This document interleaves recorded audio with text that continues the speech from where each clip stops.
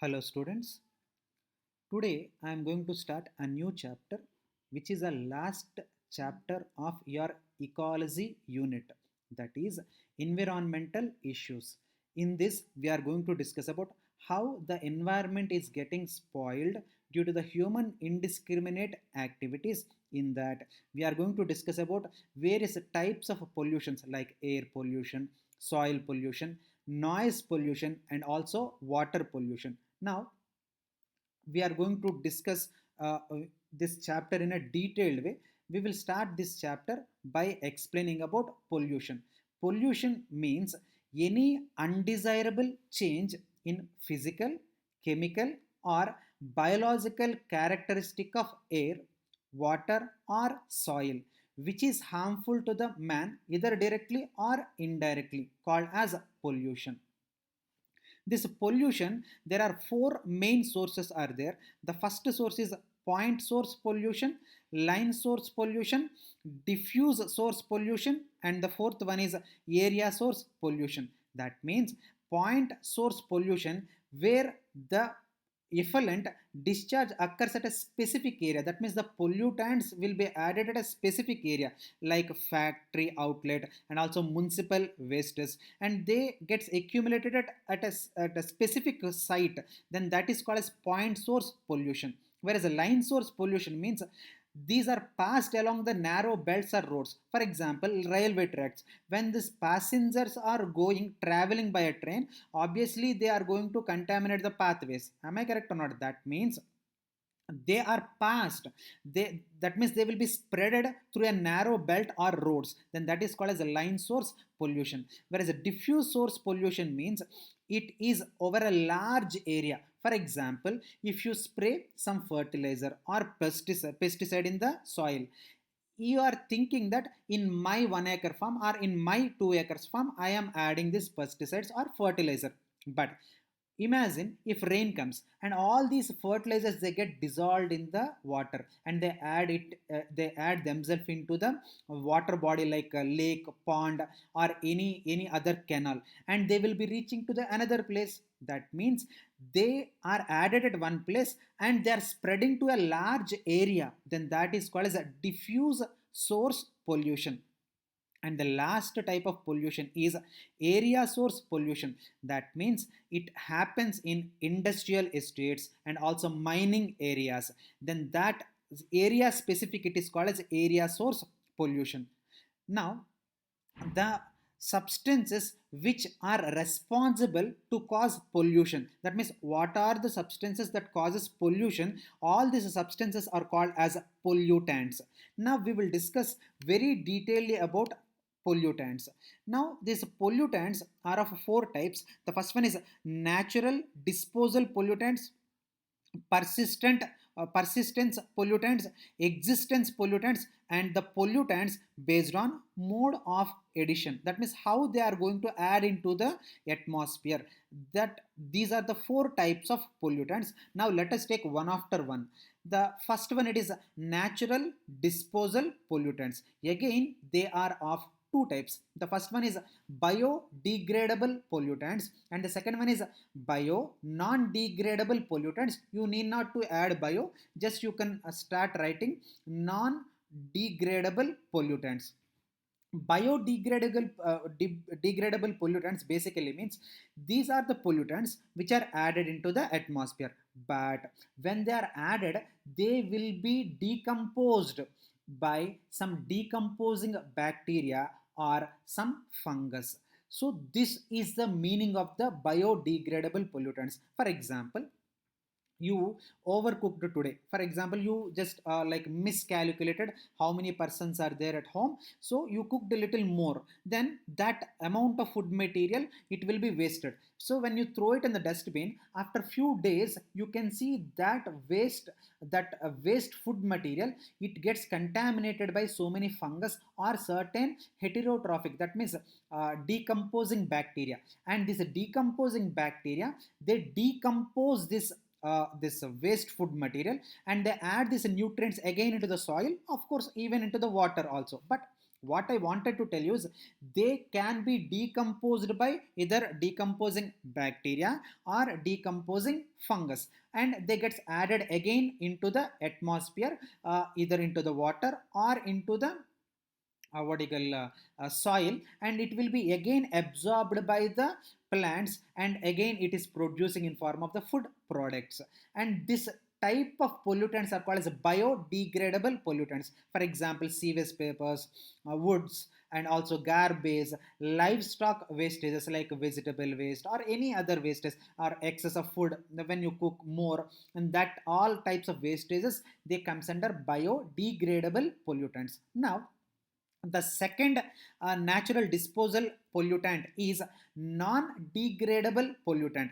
In the name itself, non-degradable. That means these are the pollutants can be decomposed by any sort of fungi or any sort of this saprobic bacteria. That means when they are added into the atmosphere, even after 10-15 years also, even more than that also, they remains as it is. They can't be degraded, they can't be decomposed by any bacteria or fungus, then they are called as non degradable pollutants. For example, aluminum. If for example, when you add this aluminum into the soil or water, after 10 years also they remains like that, you can't be able to change. No organism cannot be able to degrade, decompose this particular aluminum. Even mercury and even compounds of phenols and glasses.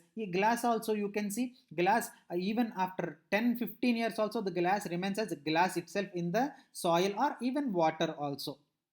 Let us take dichloro diphenyl trichloro ethane. So dichloroethane means DDT.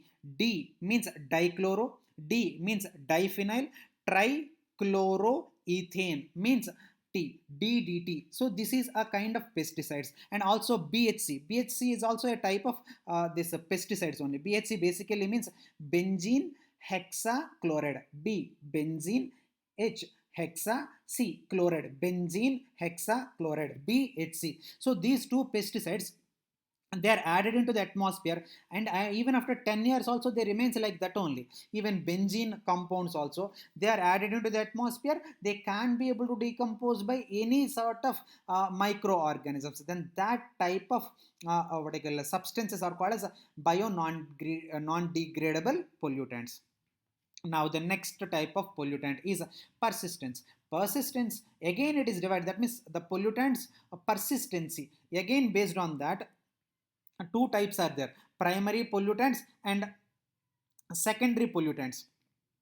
Primary pollutants means the substances which are added into the atmosphere and they remains like that only, they don't change their form, then that type of pollutants are called as primary pollutants. For example, carbon monoxide. For example, DDT. Just 2-3 minutes back only I told you what is the meaning of DDT. DDT, it is a kind of pesticide actually. Now when these DDT and also carbon monoxide, when they're added into the atmosphere, they remains in that form only, they don't change their form, then that is called as primary pollutants. Whereas secondary pollutants means these are the primary pollutants, when they're added, they react with themselves and they assume a new form, and that form it is called as a secondary pollutants. Again I'm telling you, these are the chemical substances, that means pollutants, they are added into the atmosphere and they start reacting among themselves, between themselves only some reactions takes place, and they get a new form, then that is called a secondary pollutant. And the best examples are photochemical smog and London smog and PAN. Students, just wait for 5-10 minutes. I am going to explain about what are this. Just now you remember only the names: photochemical smog, London smog, and also PAN. Only remember the names. Just in 10 minutes, I am going to explain very detail about all these three. Now, synergism. What is the meaning of synergism? Basically, the formation of the secondary pollutants. It is called as synergism. Now, the third type is existence. Again, based on existency, the pollutants are again two types. The first one it is called as qualitative pollutants, and the next one is quantitative pollutants. That means The substances do not occur in the environment but are passed through the human activities. That means human is the source for this particular pollutants, then that is called as qualitative pollutants. For example, fungicides are naturally not existing, we are preparing. For example, you are a farmer and you are growing some, let us take 1 acre farm. In that you wanted to grow some wheat, you wanted to get some wheat crop. Now along with the wheat crop you can see there are some other types of plants also, like grasses or some other weed plants. Now to kill that particular weeds you will use weedicides or herbicides, and these herbicides are not naturally existing, we are preparing them. That means man is responsible for this formation of these pollutants. They are called as qualitative pollutants, whereas quantitative means these are the substances which occurs naturally in the atmosphere. That means by default they are this nature only, it consisting of this particular pollutants, and they're actually not pollutants. This point you please understand, they're actually not pollutants, but over a limit, that means beyond a limit, if you keep on adding, for example, a very clear example I'll tell you, carbon dioxide. Basically carbon dioxide is not a pollutant. This is a point you need to understand. Carbon dioxide, it is a natural gas. It is for example, if you take our atmosphere is consisting of 78 percentage of nitrogen, 21 percentage of oxygen, and 0.03 percentage of the carbon dioxide. And this amount of carbon dioxide is actually needed, it is required for our atmosphere, because this carbon dioxide, when it is added into the atmosphere, it will be taken by the plants, and then the plants, they undergoes a process called as photosynthesis, which is also termed as carbon fixation. And in the carbon fixation, the same gas is carbon dioxide, CO2, it converts into C6 H12O6, that means in form of glucose. That means carbon dioxide, it is a source of food material, we are all eating it. Yeah, of course, in gaseous form we can't eat it. When the plants are fixing them, the carbon fixation hone ke baad, they are converting into C6H12O6, that means glucose. Of course, then after that they converts into starch, that is another thing. But carbon is essential, that too carbon is having a capacity, they can be able to absorb the atmospheric temperature, and they get heated up. When they get heated up, it obviously maintain the globe temperature. The globe should not become cold. Then what happens, all the bacteria, they starts contaminating the foodstuffs, and even they contaminate the health of the organisms. That's why carbon dioxide, it naturally absorbs some amount of heat from the sun, and it maintains the earth's temperature. But the same carbon dioxide, if it is released more, then what happens, more carbon dioxide and more heat absorption, and the atmosphere, that means the earth, it becomes more heated up and more heated up, and it results in global warming. And global warming is a very dangerous effect.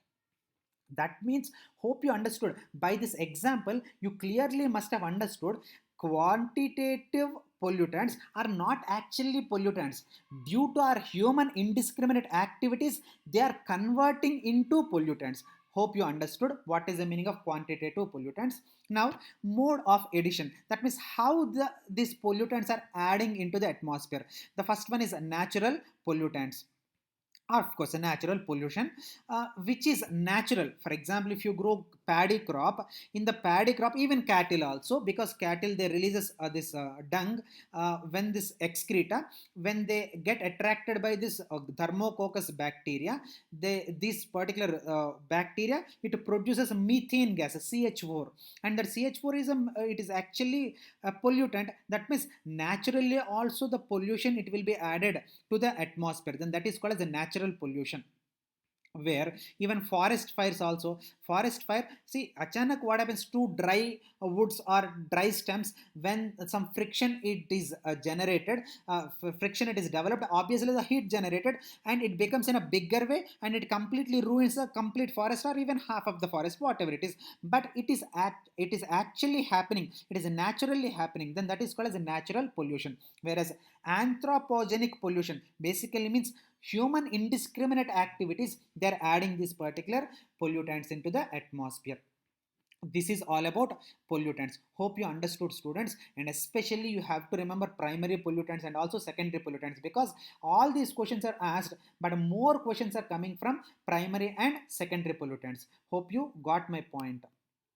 Now, today we are going to start the first type of pollution, that is air pollution. Like that, we are going to discuss about the soil pollution and also water pollution, noise pollution. But today, our class, we are going to start about air pollution, which is a very big topic. Actually, this is a big topic. That's why I'm going to explain this topic in two parts. So today we are going to finish half, and in the next class I'm going to finish half of the air pollution. Now, air pollution means, you hope you remember the definition of the pollution. What is pollution? The process of addition of any undesirable substances into the atmosphere which causes hazardous effects to the mankind. Hope you remember na? As it is same definition में you put air, then that becomes air pollution. That means the process of addition of undesirable substances into the air that causes some unwanted effects to the mankind, then that is called as air pollution. Very simple.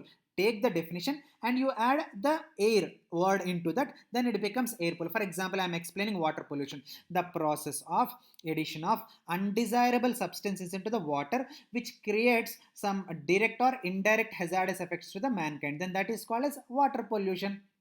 Like that, the basic skeleton of the definition is same, just whatever the pollution, according to that pollution you need to change the definition. Where the main sources of the air pollution is one, gases air pollutants, and next one is particulate air pollutants. Now let us start the first one, that is a particulate matter. Particulate matter, it consisting of solid particles or even aerosols. Aerosols means fine liquid droplets, very thin liquid droplets also, they are called as aerosols. These either solid particles or even aerosols which are suspended in the air that causes pollution, then that is called as particulate matter pollutants. For example, carbon soot particles, that black color soot particles are there, they are carbon soot particles. Smoke, dust, asbestos, fibers, and also pesticides, and some metals like mercury and lead, copper, iron, etc. These are even pollen dust also. Pollen grains hota hai na, flowers, this androecium, it produces a male gametophytes called as a pollen grains. Even the pollen grains are very tiny. It also even causes the pollen allergy. So this fine particulate material, it is called as a particulate matter or particulate air pollutants. You can write anything because the meaning is same. According to, very important question I am telling you, this point, you have to remember this. According to the Central Pollution Control Board, very simply you can call it as CPCB, Central Pollution Control Board. The particulate size 2.5 microns or less diameters, they are responsible for causing harm to the man's health. As if anyone inhaled that particular what I call particulate matter, which is ranging from 2.5 microns or even less, they suffer from some breathing and also respiratory symptoms like irritation, inflammations, damage that causes in lungs, and also asthma and chronic bronchitis, and also even it causes death also if the person is very weak, and even it may causes death also. So this is a hazardous effect of this particular particulate matter. Hope you understood what is the meaning of particulate matter. Now, hope you remember na, I told this air pollution is caused due to two things, gases and also particulate matter. Now we completed particulate matter. Now we are going to discuss about gases. This gases, it is of includes so many types of gases. For example, nitrogen oxides like nitrogen monoxide and also nitrogen dioxide, like that, and also ethylene gas, carbon monoxide, and also sulfur oxides like sulfur dioxide, sulfur trioxide, like that, and also unburnt hydrocarbons, unburnt hydrocarbons. So these are various gaseous pollutants. Now let us take at least some information about each and every gaseous pollutant. Let us start with nitrogen oxide. It exists in form of nitrogen monoxide or even nitrogen dioxide. Now these are oxides of nitrogen. The main source, obviously you know I need not to tell this point, the common point, burning of fossil fuels in automobiles, petrol, diesel, etc. What is the effect of it? Photochemical smog, acid rains. Students, this is the second time I'm telling you photochemical smog. Just give me 5 minutes. I'm going to explain what is the meaning of photochemical smog. For now, please remember only the name. In 5 minutes I'm going to explain. And it even causes acid rains and even causes the respiratory troubles like emphysema, bronchitis. Hope you remember na, breathing and exchange of gases chapter mein all these topics we covered: emphysema, bronchitis, and swelling of lungs, and even lung cancer also caused due to this oxides of nitrogen. If you forget also, no problem, just take out the book of this breathing and respiration, just go through them, you will again recollect them. Now the next one is ethylene. Ethylene, obviously it is the main source is automobiles. This point it is like I can say it is a by default, okay. And also chimneys, they releases this particular ethylene. And ethylene, it is responsible for premature fall off of the leaves, flowers, and even fruits also. That means, see, one leaf is there, one what I call a flower is there, one what I call a fruit is there. It has its own time, its own lifespan, and before finishing its lifespan only, if it fall off, then that is called as premature fall off of leaves and flowers, and also this what I call fruits. Hope you understood. And the next one is carbon monoxide. Carbon monoxide, you remember some basic idea we have given it in this what I call breathing and exchange of gases only. Again we are going to this, I can see it is a kind of revision, I can say. Carbon monoxide is a highly toxic and one of the major air pollutant actually, and it is released from smoke and of course automobiles. And the effect of carbon monoxide, students, you have to remember this, it is a very very important question, that is asphyxia. Asphyxia basically means this carbon monoxide combines with hemoglobin of the blood and blocks the transportation of oxygen, which even causes death. That is called as asphyxia. You have to remember this point, it's a very important point. And also oxides of this sulfur, most harmful gaseous pollutant, and the main source of this oxides of sulfur are coal burning and also this oil refineries. So these are the main sources of the oxides of this sulfur. And what are the effects? It causes acid rains and also smog, and even lichens and mosses, they get destroyed by this particular oxides of sulfur. That's why while I'm explaining about the plant kingdom, hope you remember, I clearly told this lichens and some mosses are bioindicators, because they cannot be able to grow if more amount of this sulfur oxides are present. That's why lichens and mosses are called as bioindicators. They indicates the pollution and also presence of the water. Now, the last one of gaseous pollutant is unburnt hydrocarbons. It may be methane or it may be this benzene, and also it may be 3,4 benzopyrene. Like that, many examples are there. I have taken few examples, whereas the sources are obviously automobiles. See, everywhere all the gaseous pollutants, they are the common source. One of the common sources are nothing but this automobiles. That means burning of this particular fuel like fossil fuels like coal, petrol, diesel. Even methane is also one of the major hydrocarbon released by this marshy areas, or even paddy fields also. And it causes this lung cancer. And also polynuclear hydrocarbons is a major hydrocarbon pollutant which causes even cancer also. So these are the gaseous air pollutants. And we will go for secondary pollutants. Students, hope you remember na, secondary pollutants means when the pollutants are released into the air, they react among between themselves and they assume a new form that is called as secondary pollutants. Now, in the secondary pollutants, there are two types of effects are there. The first one is smog, and the second one is acid rains. Smog means smoke plus fog. It is called as a smog, and this smog. Two types of effects are mentioned in our textbook. That is Los Angeles smog, and also called as photochemical smog, and also London or sulfur smog. And the next one is acid rains. And all these three are very, very important. Now let us take one after one. Now the first one is Los Angeles smog. Basically it was first of all observed in Los Angeles. Of course it is observed in Los Angeles, that's why the name it is called as a Los Angeles smog. In this process, very, very important question I'm telling you, you have to remember this.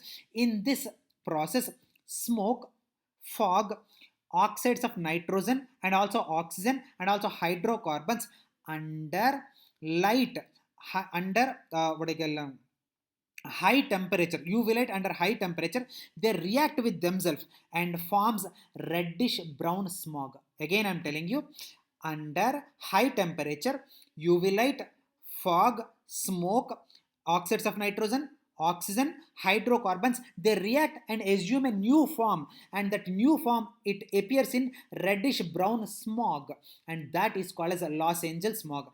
And this reddish brown smog, it consisting of PAN. What is PAN? Peroxyacetyl nitrate. Peroxyacetyl nitrate, which is called as PAN, and also O3, ozone, and also oxides of this nitrogen, or even it is called as brown haze or brown air. So hope you understood what is the meaning of Los Angeles smog. What are the effects of this Los Angeles smog? During this smog, PAN is released, which stops the photolysis of the water of the photosynthesis, so that the plants cannot be able to participate in the photosynthesis, because for the photosynthesis, breakdown of the water, which is called as photolysis of the water, is required. That photolysis do not takes place, because this PAN it interferes with the enzymes responsible for the photolysis and stops that particular process.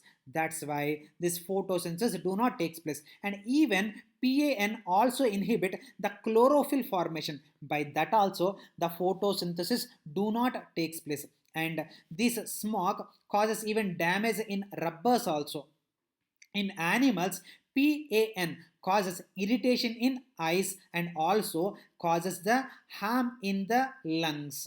And this ozone causes harm in the mucous membrane. Hope you remember this brown smog, that means Los Angeles smog, it consisting of ozone also. So ozone, it causes the mucous membrane disorders. That means harmful symptoms appears in the mucous membrane. The next one is London or sulfur smog. It is first observed in London, hence it is called as a London smog. And in this process, coal, smoke, fog and oxides of the sulfur under low temperature. Students, please don't get confused. If smoke, hydrocarbons, oxides of nitrogen under high temperature, if they are reacting, it causes a Los Angeles smog. Whereas in this, because many students they confuse, that's why I'm repeating actually. In London smog, in low temperature, coal, smoke and oxides of sulfur, if they react, then it causes the this sulfur smog. Okay, this sulfur smog, which consisting of H2SO4, that means a sulfuric acid, and which is very, very hazardous. Okay, now the effect of this is due to the inhalation of this particular what I call H2SO4 sulfuric acid vapors, around 4,000 people were died in London. So that is the intensity of this particular London or sulfur smog. Hope you understood, students. Now let us take the secondary pollutant, that is acid rain. This acid rain word was first of all given by Robert August. In that, the oxides of nitrogen and of course oxides of the sulfur, they are released by automobiles. Now they are freely present in the atmosphere. Now what happens when the rain comes? these oxides which are freely present in the atmosphere, they starts dissolving in this rainwater, and when they dissolves in the rainwater, they convert themselves into sulfuric acid and nitric acid. Earlier they are just present in form of the pollutants freely present in the atmosphere. Now they gets converted into the acids which come down in form of the rain. That's why in the form of acids, by the rain they are coming. That's why it is called as acid rain, where the pH is less than 5.6. That means they are acidic. That's why it is called as acid rain. And the percentage of sulfuric acid and nitric acid is this 7 is to 3. That means 70 percentage of the sulfuric acid and 30 percentage of the nitric acid, it is present in the acid rain. And it decreases the fertility of the soil, and it increases the acidic nature of this soil and also water, and it even causes a damage to the historic monuments like Taj Mahal and also Red Fort, etc. So these monuments, valuable monuments, they get destroyed by this. Their longevity and their natural shine of these particular monuments, they'll be decreased due to this acid rains, and even it causes the decrease in the fertility of the soil. Okay, so these are the secondary pollutants. Now let us take greenhouse effect. This greenhouse effect, carbon dioxide is basically not a pollutant. Student, this point you please remember, you don't forget this. Basically carbon dioxide is a useful gas. Basically our earth planet, to maintain its natural required temperature and also to make the plants primary producers, carbon dioxide is a required gas. But the same carbon dioxide, if it is produced in excess quantities by users of this vehicles or any other factories or any other source, whatever it may be, but excess release of this carbon dioxide, it it causes a bad effect called as a greenhouse effect, which is also called as global warming. And the main greenhouse effect gases are carbon dioxide and methane, chlorofluorohydrocarbons, and this oxides of the nitrogen. If their percentage, see the percentages are also given very clearly, and the oxides of sulfur and ozone do not contribute the greenhouse effect. Basically why this greenhouse effect is hazardous, because carbon basically has a kind of property, that is it can able to absorb some heat from the sun. Now more carbon dioxide weight is released, the more carbon dioxide, more heat absorption, more heat absorption, more increase in the temperature of the earth, more increase in the heat, and it results in the global warming. So this is how the greenhouse effect, it affects the livelihood or the nature. Now what are the effects of this what I call greenhouse effect? I'm sorry, by mistake ho gaya. Now what are the effects of greenhouse gases? Basically the level of carbon dioxide in the atmosphere has increased from 280 ppm to 368 ppm in 1956 to 2002. Same situation, same increase of this levels of the carbon dioxide, if it increases by the end of this 2020, it obviously becomes doubled. That means the earth, it becomes very very hot. Even how intensified, just now we crossed the summer, you know, due to the lockdown many of you did not go to the did not go out, but this time the summer is very very bad. It's very hot actually. Even because I stayed here only last year also, no? Even last year summer, this summer, if you compare, this summer intensity is more than the last year summer intensity. Of course, luckily due to the lockdown we did not realize that intensity, but this summer is very very intensified than the last summer. Why? Because the carbon dioxide, day by day, year by year, it is increasing, and due to the increase, the temperature of the earth globe, it is slowly increasing. For every 2 to 3 degrees rise in the temperature, it results in the melting of the ice caps of the polar region, which results in floods in the river and also rise in the sea level and changes in the cycle of the rain, and even the islands they get submerged in the sea water. See, this is such a very bad effect of the greenhouse gases. Now, the carbon dioxide concentration in 2009 to 2010 is 385 ppm, and the global mean temperature is increased to 0. 0.6 degrees centigrade. Just imagine, students, leaving to your normal imagination, 0.6 degrees centigrade में now the summer it became intolerable. Imagine 2 to 3 degrees centigrade if it increases, how intolerant the summer it become. So it is in our hands. Even now it is not out of our hands. Now also, if you grow more plants, that much amount of carbon dioxide it will be absorbed, and the earth it will be in the safe zone. So grow more plants, take care of the plants, don't cut the plants unnecessarily. For example, if it definitely it happens, for example, if you are constructing a house, it happens that you need to cut the tree. For example, if a tree it is present in the middle of your plot, in the middle of the plot, if the tree it is present, how will you construct your house? So you need to clear the tree. See, unavoidable things, uh, I'm not talking about. I'm talking about, okay, you have cut the tree. In the place of the tree, when you after you building the tree, you can grow even 100 plants around the around your house. Am I correct or not?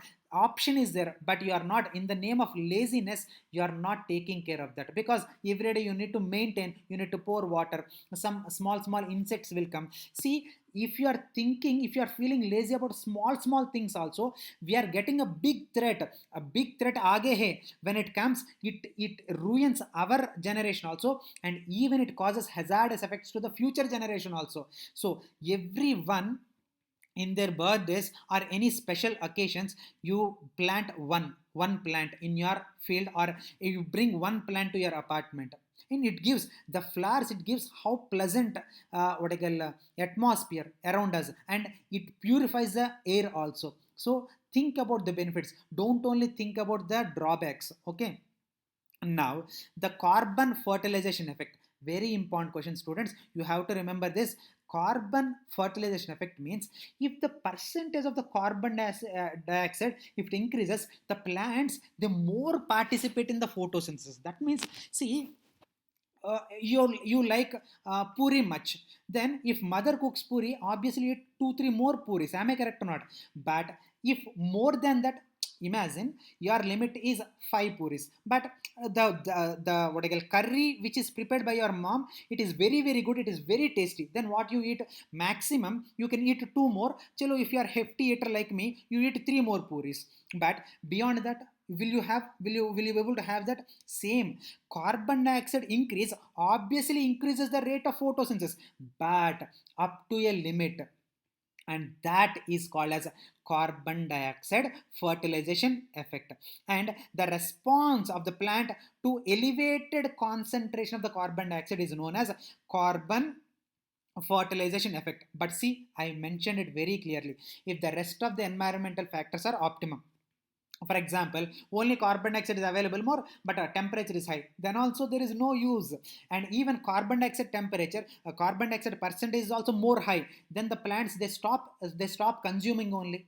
So this is called as carbon dioxide fertilization effect. Hope you understood. Very important question, so you have to remember this question. Okay. Now, effects of global warming and how to control this global warming, let us see. Okay. Now, the effect of global warming is rise in the temperature leads to dramatic environmental or climatic changes, which is called as El Nino effect. Again, I'm repeating, El Nino effect. What does it mean? Rise in the temperature which causes the dramatic changes in the atmosphere. It is called as El Nino effect. Hope you understood. And due to this global warming, the polar ice caps it will be melted up, which results in the seasonal imbalance in the atmosphere. Okay. whereas rise in the sea level and which results in the submerging of many coastal areas. Okay, in the next 50 to 100 years the sea level will be increasing to 0.5 to 1.5 meters. Okay, so this is the bad effect of the global warming. And the next one is control of the global warming. How to control? Very simple: reduce the greenhouse effects by decreasing the what I call usage of the fossil fuels. For example, every day two apartment, the persons who are present in the same apartment, every day they are going to the same office. One day they can use their car and the other day they can use others car, like that, sharing the car and sharing the bike, like that. If you stop like decreasing the uses of the fossil fuels, obviously the addition of the carbon dioxide or carbon based gases, it will be decreased in the atmosphere. And increase more vegetation, you do more planting and reduce the deforestation, and then obviously the carbon dioxide, it will be consumed by these plants for their photosynthesis and slow down the growth of this human population. See, एक आदमी एक family के लिए एक what I call parents के लिए एक बच्चा is enough. If you have financially capability, of course it is just an option, whatever you feel like you do. I'm just telling my opinion. You can adopt one more child, so that you can give an option to the one more child if you are financially capable. So by that you show your generosity. But increasing 2 3 4 kids also, it is not correct. Okay, minimizing the uses of nitrogen fertilizers, and also this developing a substitutions for this chlorofluorohydrocarbons. So this is a way you can control the global warming. Now the next one, what I call Kyoto Protocol. Kyoto Protocol means it is actually international treaty which extends the 1992 United Nations Framework Convention on Climate Changes, UNFCCC. This committee that state parties to reduce, that means it commits the state parties, I'm sorry, I used a wrong word. This commits this state parties to reduce the carbon dioxide emission and the presence of greenhouse gases in the atmosphere, and also effect of the global warming. Whereas Kyoto Protocol was adopted in what I call Kyoto, Japan in 11 December 1997 and entered into the force in the 16th Feb 2005.